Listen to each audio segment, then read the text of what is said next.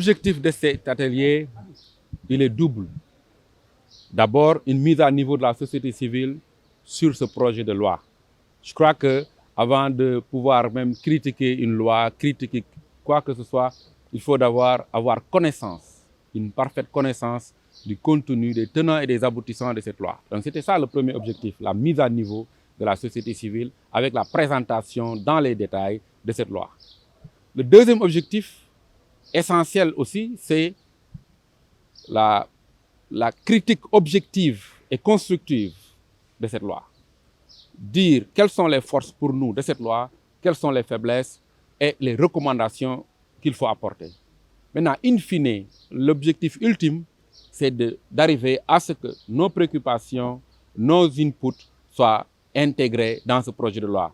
Et pour ça, nous avons 3 créneaux.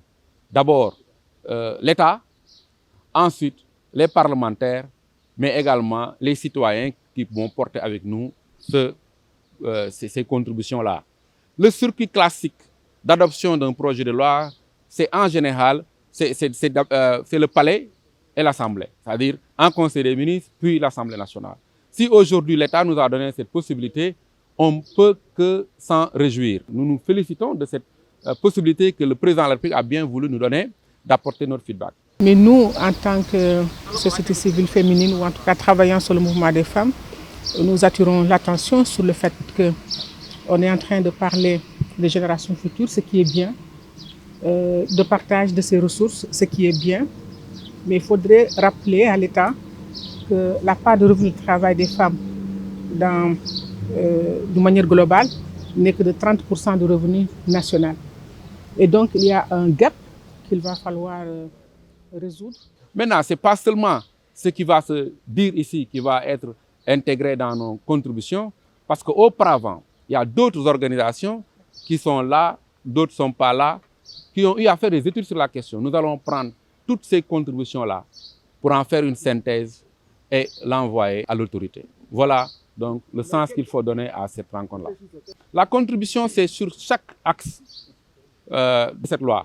Il y a le fonds intergénérationnel, le fonds de stabilisation, tout ce qui est proposition intégrée dans cette loi peut faire l'objet d'une critique objective, soit pour sa consolidation, soit pour des propositions allant dans le sens de corriger en termes de force et de faiblesse.